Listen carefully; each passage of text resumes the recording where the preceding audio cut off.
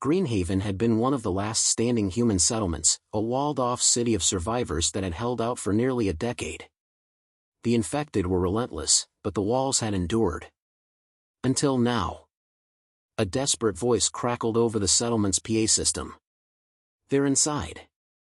They're inside. God help us." The transmission cut off in a burst of static, but the message was clear: Greenhaven was finished. David Holt sprinted through the smoke-filled streets, his rifle gripped tight, his heart hammering against his ribs. The air smelled of blood and burning wood, the acrid stench mixing with the coppery rot of the undead. People ran in every direction, but there was nowhere to go. Gunfire rattled from the rooftops as the last of the town's defenders made their final stand. In the distance, the main gate was splintered open, a writhing tide of infected flooding inside. Some had been turned recently, their flesh still pink and raw, their vacant eyes filled with an insatiable hunger. Others were nothing more than skeletal husks, their bodies barely holding together as they staggered forward. David dodged past a group of panicked civilians, his only focus on finding his sister, Emily. They had promised each other, no matter what happened, they wouldn't split up. He skidded to a stop in front of the infirmary, his breath fogging in the cold air. A corpse lay slumped against the door, its throat torn open, blood still pooling beneath it. "Emily," he shouted, shoving the door open with his shoulder. Inside, the room was in chaos, beds overturned, supplies scattered, and blood smeared across the floor. A young doctor was struggling against a half-turned patient, the infected man thrashing as the virus took hold. David didn't hesitate. He raised his rifle and fired. The gunshot echoed through the building, and the doctor gasped as the undead slumped to the ground, a hole between its eyes. "Where's Emily?" David demanded. The doctor, a woman in her 30s with shaking hands, pointed toward the back door. "She ran, she was looking for you." David didn't waste another second. He turned and sprinted toward the exit, kicking the door open. Outside, the world was collapsing. Firelight flickered against the buildings, casting shadows of the dead as they dragged themselves through the streets. The walls of Greenhaven were coming down, and with them, the last hope of the survivors. Then he saw her. Emily was cornered near the remnants of a collapsed guard tower, her back against a crumbling barricade. 3 infected were closing in on her, their mouths gnashing, their rotting fingers reaching for flesh. She swung a crowbar wildly, her face streaked with dirt and fear. David lifted his rifle and fired, dropping the first ghoul with a headshot. He took out the second in quick succession, but the third lunged at Emily just as she struck it across the skull. The crowbar lodged in its temple, but the thing didn't fall. Emily screamed as it grabbed her arm. David moved without thinking. He yanked his knife from his belt and charged. With a vicious stab, he drove the blade into the back of the zombie's neck. The creature shuddered before collapsing. Emily stumbled backward, panting, her wide eyes locking onto her brother's. "We have to go," David said, grabbing her arm. "Now." They turned toward the nearest alley, the distant sound of screams filling the air. Greenhaven was lost, and the dead were everywhere. Survival was the only thing that mattered now. David and Emily ran. The streets of Greenhaven were a killing ground. Screams mixed with the wet, tearing sounds of flesh being ripped apart.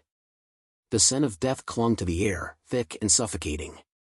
Fires burned where makeshift barricades had failed, casting flickering shadows of the chaos. David gritted his teeth as he weaved through the wreckage, his grip tight on Emily's wrist. They had to get out.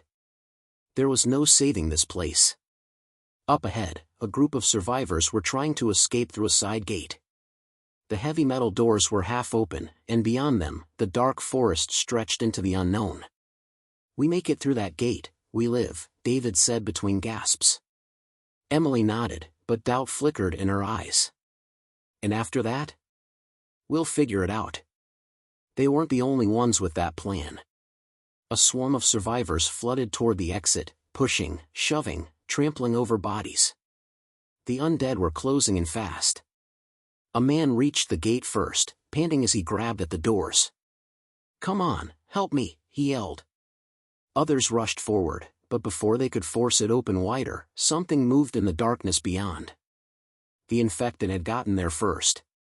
One of them, faster than the rest, lunged from the shadows, tackling the man to the ground. His screams were swallowed by the growls of the hungry dead.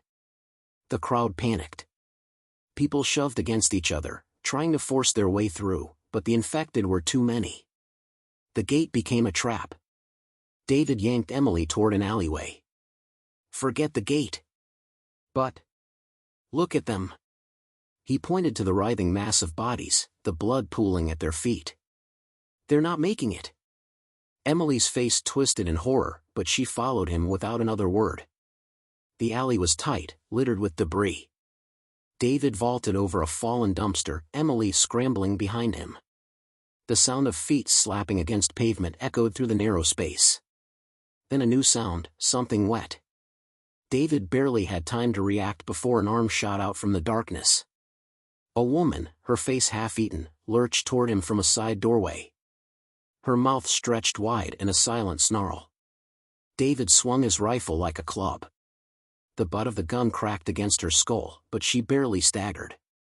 Emily shrieked. The undead woman lunged again. David lifted his weapon, ready to fire, but before he could pull the trigger. Bang! A single gunshot rang out, and the zombie's head snapped back. She crumpled to the ground, lifeless.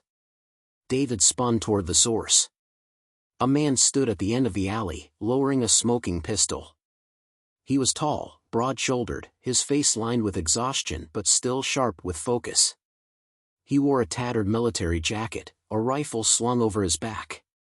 "Move," he barked. David hesitated for only a second before grabbing Emily's arm again. They ran toward the stranger. "Who are you?" David asked between breaths. "Somebody who doesn't feel like dying today," the man said. He glanced back at the street. The infected were swarming toward them. "Come with me if you want to live." David clenched his jaw. They didn't have many choices left. "Fine. Lead the way." The man nodded once before taking off. David and Emily followed. Behind them, Greenhaven was nothing more than fire and death. David, Emily, and the stranger sprinted through the ruined outskirts of Greenhaven, the sounds of slaughter fading behind them.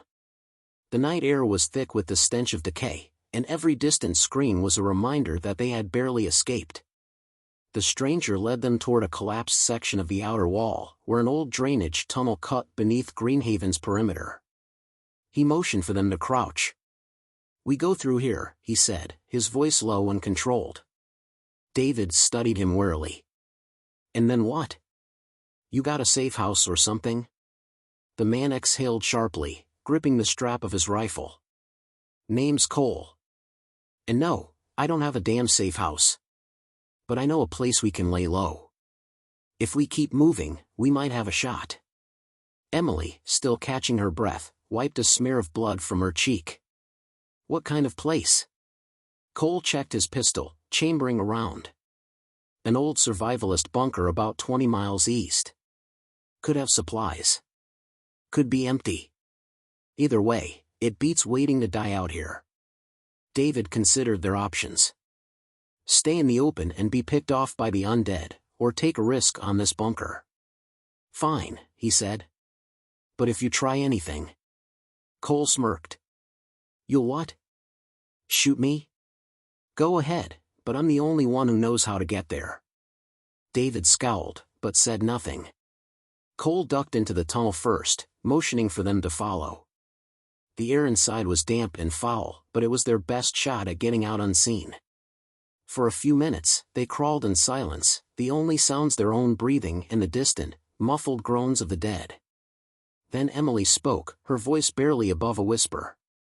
"If that bunker was stocked, why isn't anyone already using it?" Cole didn't answer right away. Then, "Because the guy who built it is dead. And I don't think he was alone when he died." David stiffened. "You mean?" "I mean, it's not just a walk-in and help yourself kind of situation. We might not be the only ones looking for shelter."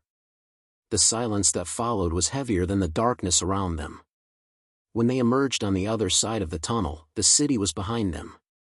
But the night stretched ahead, filled with unseen dangers. Cole pointed to the tree line in the distance. "If we move fast, we can make it by sunrise. Stay quiet. Stay close. And whatever happens, don't stop moving." They didn't need to be told twice. The road to the bunker had begun. And something told David it wasn't going to be an easy trip. The night stretched long and merciless as David, Emily, and Cole moved through the abandoned countryside. Greenhaven was long behind them, swallowed by the dead, but the world beyond was no kinder. Fields that had once been farmland were now overgrown and lifeless. Cars sat rusting along deserted highways, their doors flung open, their owners long gone, either dead or something worse. The occasional guttural moan echoed through the darkness, a chilling reminder that they were never truly alone. Cole kept them moving at a brutal pace. "We need to cover at least 10 miles before dawn," he muttered, scanning the horizon. "We rest too long, we're done." David's legs burned from exhaustion, but he pushed through it. Emily was struggling too, her breath heavy, her steps faltering. "We need to stop," she finally said. Cole shot her a sharp look but said nothing. David stepped between them. "Just a few minutes." Cole exhaled, clearly irritated, but finally relented. "Fine. 5 minutes. No more." They settled in the hollowed-out frame of an old gas station. The windows were smashed, the aisles picked clean by looters years ago. A faded "Help Us" message was smeared in dried blood across one of the walls. Whatever had happened here, it had ended badly. Emily slumped against a toppled shelf, cradling her bruised arm. David sat beside her, listening to the night. Cole, meanwhile, kept his gun in hand, pacing restlessly. After a moment, Emily whispered, "What if the bunker's already taken?" Cole barely glanced at her. "Then we take it back." David frowned. "You mean fight for it?" Cole's expression was unreadable. "You think anyone out here's gonna welcome us with open arms? If there's people in that bunker, they're either survivors like us or worse. Either way, we can't afford to be weak." David hated that he was right. The world had no mercy left to give. Then, a noise outside. A slow, shuffling sound. David stiffened, hand tightening around his rifle. Emily held her breath. Cole moved first, pressing against the broken window to peer outside. His jaw clenched. "Shit." David followed his gaze. A lone figure limped down the road, its movements unsteady, its head twitching erratically. It wasn't a normal infected, this one was fresh. Recently turned. The thing's jaw hung slack, its milky eyes darting around as if searching for something. Then it stopped. And turned its head directly toward the gas station. David's pulse spiked. The zombie let out a low, wet groan. Then another figure emerged from the darkness. And another. Dozens. The lone infected had been a scout. The horde had followed. Cole cursed under his breath. "Time's up." David grabbed Emily's arm, yanking her up. The dead were coming. And nowhere was safe. David's grip on Emily's arm tightened as the horde emerged from the darkness. Their groans blended into a monstrous chorus, growing louder by the second. Some dragged broken limbs, others moved unnaturally fast, fresh kills, still holding on to the last shreds of their former humanity. Cole's voice was sharp. "We move. Now." There was no time for argument. They bolted through the gas station's ruined doorway, their boots crunching over broken glass. The undead followed, shuffling faster, drawn by the movement. "Where?" Emily gasped, struggling to keep pace. "The woods," Cole ordered. "Lose them in the trees." David didn't like the idea, but there was no choice. Open ground meant death. They sprinted off-road, the cracked asphalt giving way to dirt and weeds. Behind them, the infected howled, hungry and relentless. Branches whipped against David's face as they tore through the underbrush. His lungs burned, his legs ached, but he forced himself to keep going. The woods were thick, tangled, easy to disappear in, but just as easy to get trapped. A gunshot rang out. David spun. Cole had fired his pistol, dropping an infected that had nearly grabbed Emily. "That was loud," David hissed. "I know," Cole growled. "Keep moving." But the gunshot had already done the damage. More groans echoed through the trees. Shadows shifted in the moonlight. They weren't losing the horde. They were being surrounded. David's pulse spiked. "We need a way out." Cole's eyes darted around, searching. Then he spotted it, a crumbling hunting cabin just beyond a ridge. "There," he pointed. Emily didn't hesitate.